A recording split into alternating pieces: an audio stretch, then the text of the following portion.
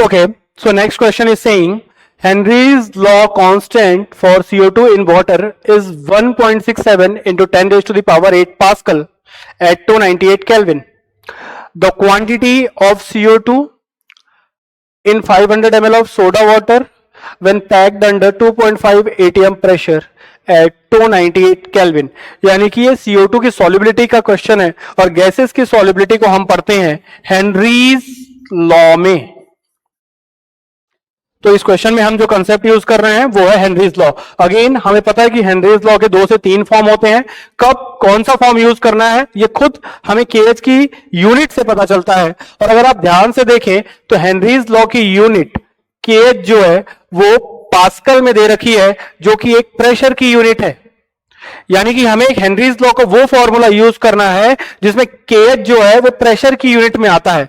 तो अगर हम partial pressure is equal to K H into mole fraction की बात करें तो इस फॉर्मूले में आप ध्यान दें जो के एच की यूनिट होती है वो होती है प्रेशर की यूनिट में. यानी कि हमें यह फॉर्मूला यूज करना है. अब अगर हम ध्यान से देखें तो प्रेशर जो हमें दे रखा है that is 2.5 ATM, but KH हमें बार में पास्कल में दे रखा है तो हमें इस एटीएम को पास्कल में कन्वर्ट करना होगा. और हमें पता है कि जो एक पास्कल होता है,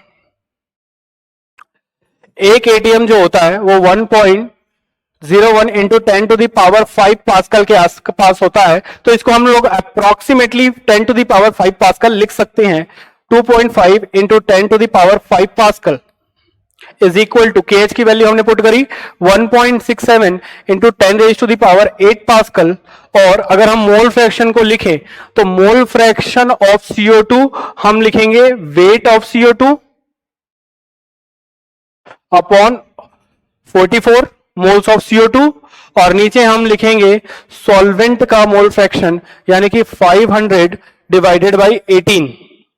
अब यहां पे क्वेश्चन आ सकता है कि सर आपने तो सॉल्यूट के मोल अपॉन सॉल्वेंट के मोल लिखा जबकि मोल फ्रैक्शन में नीचे तो टोटल मोल आते हैं. तो याद रखेंगे जितने भी गैसेस होती हैं स्पेरिंगली सॉल्युबल होती हैं जो गैसेस वो वाटर में वैली डाइल्यूट सॉल्यूशन बनाती हैं. और ऐसे सॉल्यूशन के लिए जो मोल्स ऑफ सॉल्वेंट होते हैं वो सॉल्यूट के कंपैरिजन में बहुत ज्यादा होते हैं. इसलिए हम टोटल मोल की जगह में दोनों का सम ना लिखकर सिर्फ सॉल्वेंट के मोल लिख सकते हैं. इससे ऑप्शन में कोई ज्यादा फर्क नहीं पड़ता. अब यहां से अगर हम सॉल्व करने की कोशिश करें तो देखिए 10 टू द पावर 5 से ये 10 to the power 3 times cancel out हो जाएगा और ये 10 टू द पावर 1 टाइम्स बचेगा. तो अब हमारे पास जो वैल्यू आएगी that will be 2.5 is equal to इस 10 को हम लोग लिख सकते हैं 16.7 इंटू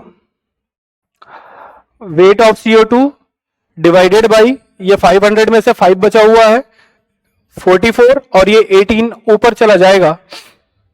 तो अगर आप इसे सॉल्व करने की कोशिश करें तो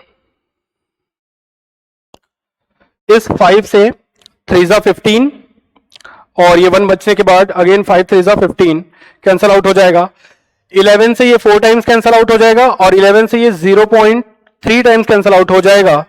तो यहां से जो वेट की वैल्यू आएगी ध्यान से देखिए यहां से जो वेट की वैल्यू आएगी that will be 2.5 into 4 divided by 18 into 0.3 यानी कि 2.5 इंटू 4 10 और आप अगर 10 डिवाइडेड बाई 18 लिखेंगे तो ये आ जाएगा 0.5 और 0.5 डिवाइडेड बाई 0.3 यानी कि आंसर 1.8 के अप्रॉक्स आएगा. तो correct option will be 1.84 grams. अगर इस कैलकुलेशन को आप सॉल्व करते हैं तो आपको ऑप्शन मिल जाएगा 1.84 grams. So correct option will be 1.84 grams.